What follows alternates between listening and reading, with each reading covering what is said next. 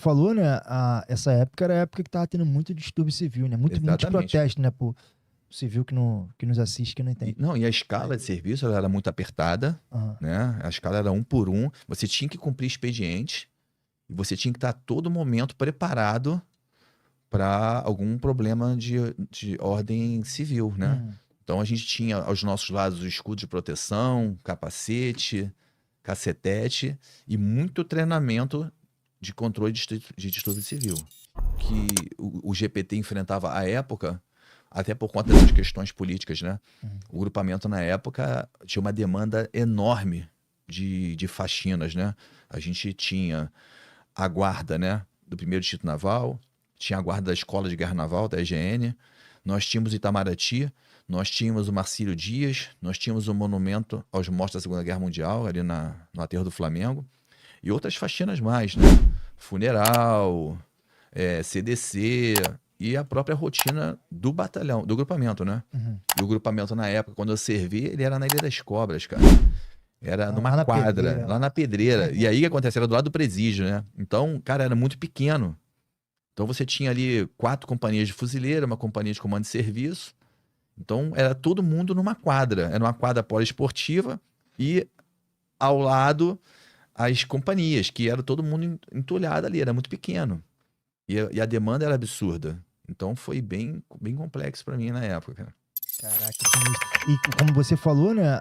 Essa época era a época que tava tendo muito distúrbio civil, né? Muitos Exatamente. protestos, né? Por civil que nos assiste, que não entende. Não, e a escala de serviço ela era muito apertada, Aham. né? A escala era um por um. Você tinha que cumprir expediente e você tinha que estar a todo momento preparado para algum problema de ordem civil, né? Uhum. Então a gente tinha aos nossos lados o escudo de proteção, capacete, cacetete e muito treinamento de controle de distúrbio civil.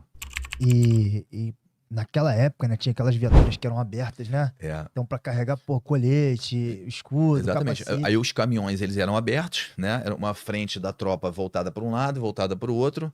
E a gente tinha os tirantes para poder não cair do caminhão. Você tinha que ficar seguro pelas alças de transporte.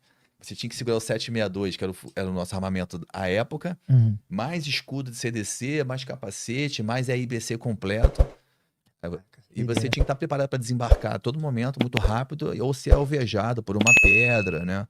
Ou por algo do tipo. Então, cara, era missão real o tempo todo. O grupamento, cara, quem serviu nos anos 90, 80, 90 no GPT, cara, tem muita história para contar. Caraca, sinistro. E vem cá, e na tua parte esportiva das artes marciais, tu foi aproveitado de alguma forma no grupamento? Então, por causa dessa questão do treinamento dos distúrbios civis, o grupamento na época, até mesmo pelo capitão, na época, capitão-tenente Mendonça, era o comandante da 2ª companhia, que também era um apaixonado por lutas.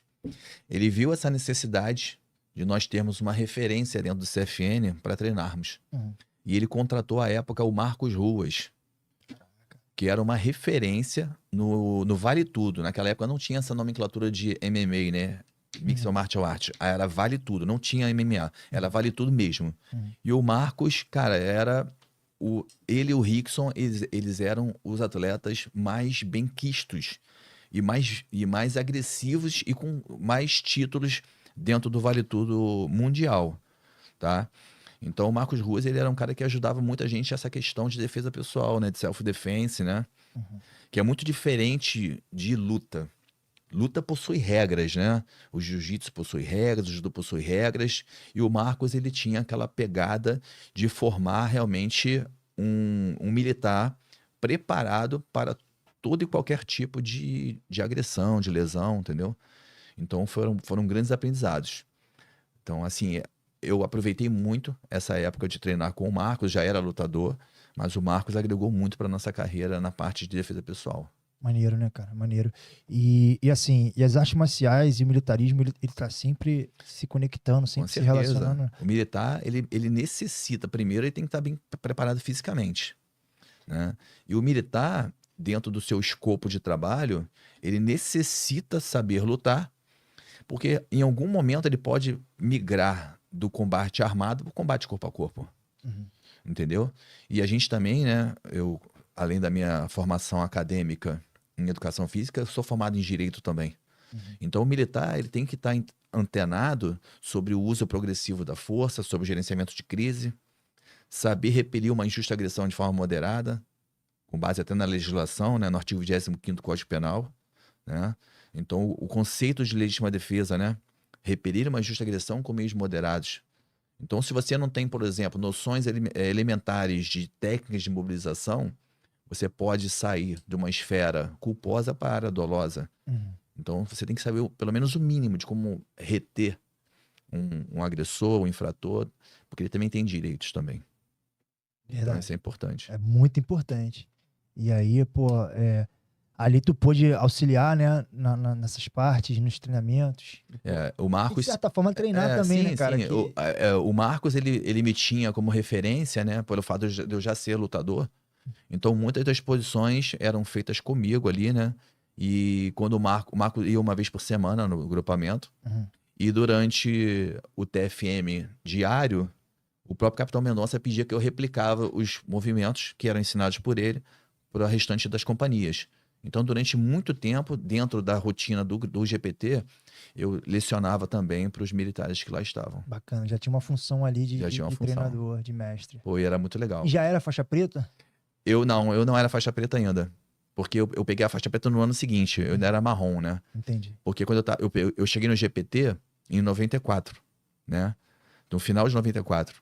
E eu fiquei ali até 96 antes de ir pra Copesp, né? Antes de ir pra São Paulo, servir em São Paulo. E aí, como é que foi quando você foi movimentado lá pra Copesp? Como é que aconteceu isso? Que normalmente o cara que vai pro GPT é mais difícil, movimentação. Normalmente ele sai pra cursar, né? Exatamente. Como é que foi isso? Então, a Copesp, ela surge dentro do grupamento porque a Marinha, na época, estava construindo o primeiro submarino nuclear dela, né?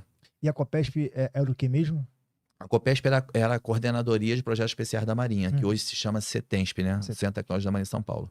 Então, existem dois complexos da CETENSP. Um que fica dentro da USP, da Universidade de São Paulo, tá? Hoje é a parte de projetos, de maquetes, onde tem um reator. E a parte de testes era feito dentro do complexo de Aramar, no interior de São Paulo. Então, foi uma época também de destacamento. Tudo era muito novo, né? A unidade era nova, nós não tínhamos alimentação, tudo era pago através de NRs, né? E foram, assim, momentos legais. Assim, por um lado, financeiramente você era bem remunerado, entendeu? E você saiu também, e a gente saía também muito daquela questão do distúrbio civil, dos conflitos, né? Que estava no interior. Uma vez ou outra que a gente tinha alguns conflitos, que era o pessoal do Green Pit, né? Que era contra a questão do enriquecimento de urânio, dos projetos nucleares, que é uma prática normal deles, entendeu? Mas a Marinha, ela tinha que avançar, evoluir. E já na época de 90, a Marinha já estava ali desenvolvendo esses projetos para poder construir o primeiro submarino nuclear, que era o Tamoio. Bacana. E a gente estava lá, tomou em 94, estava lá. Caraca, maneiro. Já perfilando. Legal. E tu ficou ali por quanto tempo lá? Depois você saiu, né? Você optou para seguir a carreira civil. Mas como é que foi isso aí nesse período? Então, a gente, naquela época, Pedro, o que estava acontecendo? Tava meio atrasado as promoções para cabo, entendeu? E nós tínhamos no GPT militares de 85, 86, que já estavam já emendando quase 10 anos já. E naquela época tinha o Navegando as Escuras. O militar ia a cabo sem especialidade. Sim. Entendeu? Sim. Tinha isso na época ainda. E a Marinha ficou numa condição um pouco complexa por causa disso, porque tinha muitos militares que não estavam indo cursar, porque não tinha vaga para cursar. Até por causa dessa questão da instabilidade, né, do governo, né? E não estava abrindo vaga para curso. E aí eu comecei a já perceber que, tendo militares muito mais antigos do que eu, não indo cursar, que provavelmente nós também não iríamos. E eu ia ficar muito tempo ali, né? Então já ali, já em 98, 99, eu já era pro meu 4º, 5º ano de Marinha, eu falei, cara, eu tenho que tomar uma decisão na minha vida. Né? E aí foi quando eu recebi o convite, né, do meu tio para poder ir para Angola, entendeu? Então, nós éramos 10 comandos do Exército, menos eu, né, que não era do Exército. E aí foi quando eu saio da Marinha, peço para sair e vou trabalhar na Odebrecht. Bacana. É. E ali já era uma atividade totalmente diferente, né? Trabalhando com o pessoal de operações especiais do Exército. Então aí, nesse Como é caso... que era o cenário político da época lá? Rapaz, isso aí que foi realmente muito, mas muito complexo para mim. Apesar de eu já ter um treinamento militar voltado para a questão do distúrbio civil, lá era missão real o tempo todo. Por quê? Porque Angola, nos anos 90, né, ela estava enfrentando uma guerra civil. Nós tínhamos lá um general chamado Marcelo Savimbi, que era de esquerda, né? Ele era tudo contra o governo, de direita.